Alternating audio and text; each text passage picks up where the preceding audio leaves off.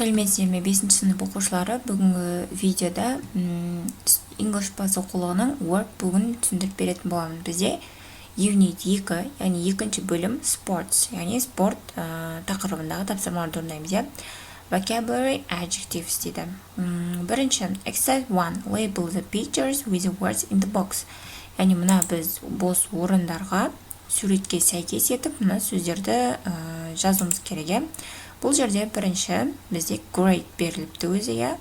Келесі орындаймыз. Бірінші сурет 100, яғни 10 миллион евро тұрады екен. Бұл дегеніміз өте қымбат, яғни қымбат сурет болғандықтан expensive сөзін қоямыз. Қымбат түсінікті болу үшін мен мына жерге қазақшаларын жазып қойдым. Бірінші expensive болады. Екінші бұл жерде мына адам бұл жерде түрін қорқынышты етіп тұр, яғни terrible, қорқынышты деген сөз. Үшінші, popular, яғни суретке түсіріп жатыр, бір адамды өте атақты болып, сол адамның жанынан шықпай жатыр, яғни танымал, popular. Төртінші, яғни мына жерде қызықсыз, яғни іші пысып жатқан адам, бұл жерде boring болады. Бесінші, interesting. Алтыншы, бізде болады difficult. Жетінші, easy болады. Сонымен осы сөздерді бос орындарға жазып шығамыз. Келесі екінші тапсырма Exercise 2. Label the pictures using a or an and the words in the box дейді. Яғни біз мына сөздерді a және an артиклдерін дұрыс қойып бос орынға жазып шығуымыз керек бұл жерде де. Ендеше орындаймыз. Бірінші a new computer дейді. A new computer. Келесі екінші a boring book. A boring book, қызықсыз кітап. Екінші, an expensive phone. An expensive phone, яғни қымбат телефон дейді, смартфон дейді. Үшінші, a popular girl. A popular girl, яғни атақты қыз дейді, танымал дейді. Төртінші, an old bicycle. An old bicycle, ескі велосипед дейді. Бесінші, a terrible animal. Қорқынышты жануар дейді. A terrible animal, Келесі үшінші тапсырма write sentences using the words in the box and the adjectives on this page. Яғни осы беттегі сөздерді, мына таблицадағы сөздерді және осы беттегі сын есімдерді пайдалана отырып мына жерге жаз дейді. Яғни бұл жерде мен бірнеше сөйлем жазып қойдым мысал ретінде. This book is boring. Мына кітап қызықсыз деп жаздым. Екінші, Angelina Jolie is a popular actor. Angelina Jolie атақты актер деп жазды. Келесі, this word is difficult for me. Мына сөз мен үшін қиын дейді, яғни айту қиын деген сөз. Келесі, Жигули is an expensive car. Яғни Жигули ол арзан көлік дейді. Келесі, football is an interesting sport. Футбол ол өте қызықты спорт деп жаздым. Осылай орындаймыз. Келесі 11-ші бет language focus. Be negative дейді. Яғни бұл жерде to be етістігінің жасалуындағы болымсыз түрінің жасалуы. Exercise 1. Choose the correct words. Яғни мына жерде екі қарамен сөз берілген, соның бірін дұрыс таңдап жаз дейді. Бұл жерде бірінші Istanbul isn't, яғни isn't сөзін белгілейміз. Isn't the capital of Turkey. Яғни Истанбул Түркияның орталығы, яғни астанасы емес дейді. Тимур and the Серік aren't at chess club. Тимур және Серік шахмат үйірмесінде емес дейді, бармайды дейді. This computer is cheap дейді. Мына компьютер ол арзан дейді. Келесі, I am not from Great Britain. Мен Ұлыбританиядан емеспін дейді. Бесінші, you aren't 12 years old. Олар 12 жаста емес дейді. Алтыншы, I am in the new drama class. Жетінші, your dog isn't very big. Сегізінші, my friends are from Hungary. Яғни мына сөздерді біз мына жақтан белгілеп жазып шығамыз. Келесі екінші Exercise 2. Complete the sentences using the negative or affirmative form of be. Яғни бұл жерде бізде жақшаның ішінде дұрыс және дұрыс емес белгілер берілген.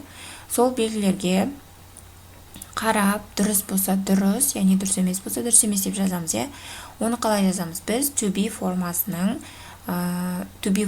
келтіріп жазамыз, яғни бұл жерде екінші тапсырмада былай жазамыз. This desk isn't new, яғни дұрыс емес белгісі тұр, сонда is not қоямыз, Бұл тақта жаңа емес дейді. Бірінші, my friends, яғни дұрыс белгісі тұр, are English, менің достарым ағылшындар дейді.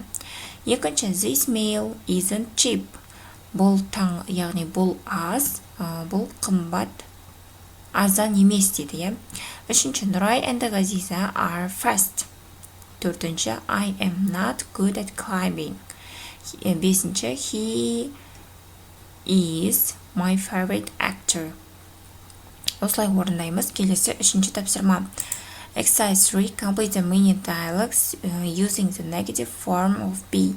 Яғни, мына бос орындарды бұл жерде де be формасына және болымсыз түріне келтіріп жаз дейді. Бұл жерде жазамыз. Бірінші, яғни іңкәр мен питтің арасындағы диалоги. Іңкәр айтады, football and rugby are boring sports. Яғни іңкәр айтады, футбол және рагби ол қызықсыз спорт дейді. Пит айтады, they aren't boring, they are interesting. Олар қызықсыз емес, олар өте қызықты дейді.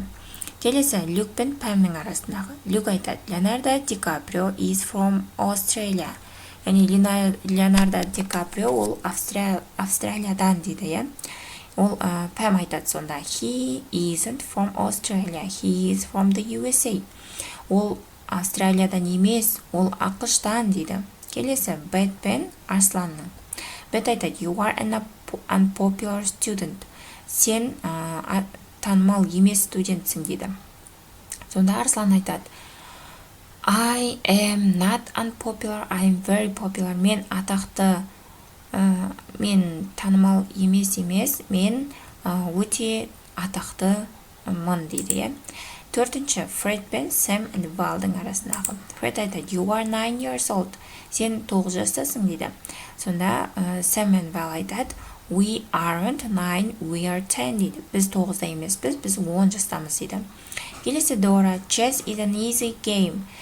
Шахмат ол оңай ойын дейді. Сонда Роб айтады, it isn't easy, it's difficult. Ол оңай емес, ол өте қиын ойын дейді. Келесі, she is a teacher. Ол мұғалім дейді. She isn't a teacher, she is a student. Ол мұғалім емес, ол студент дейді. Яғни бізде біріншісінде міндетті түрде болымды болады, екінші сөйлемде болымсыз сөйлемге айналдырып жазуымыз керек болады. Келесі, Ким мен Лән дейді. Ким айтады, you are in the new dance club. Лән айтады, I am not in the dance club, I am in the art club. Келесі, Айша and Мара are at school now. They aren't at school, they are here. Яғни осы сөздерді бұл орындарға қойып шығамыз. Келесі төртінші жаттығу. Exercise 4. Write true sentence using the correct form of be and the words and phrases in the boxes to help you. Яғни біз екі бағанадағы сөздерді жаққа сәйкестендіріп жазуымыз керек. Мен мысал ретінде жазып қойдым. Бірінші, my best friend isn't in the club, he is in the house. Менің өте жақсы досым, ол үйірмеде емес, ол үйде дейді. Келесі, my books aren't boring. Менің кітаптарым қызықсыз емес. They are interesting. Олар қызықты дейді. My school isn't new. Менің мектебім жаңа емес. Яғни бұл жерде бұл сөйлемдерді көшіріп алу міндетті емес, өздеріңе байланыс етіп жазып өзгертсеңдер болады. Үшінші, my school isn't new. Менің мектебім жаңа емес. It is old. Ол ескі. Яғни мен тек мысал ретінде жаздым. Бұны жазып алып, мұғалімдердің ұрсып жүрмесін сендерге. Төртінші, tests are difficult. Тест қиын емес. They are easy. Олар оңай деп жаздым. Бесінші, football aren't easy. Футбол оңай ойын емес. It's difficult. Ол қиын. Яғни бұл жерде әркімге әртүрлі болуы мүмкін. Біреуге оңай, біреуге қиын болуы мүмкін. Сол себепті өзгертіп жазсаңдар болады. Келесі бесінші тапсырма, prepositions and on and at дейді. Яғни prepositions. Бесінші, exercise 5. Look at Lily's diary. Then complete the sentences using the day or the time and on or at. Яғни біз and at деген сөздерді қолданып дұрыстап бұл жерде 5-ші тапсырмада бірінші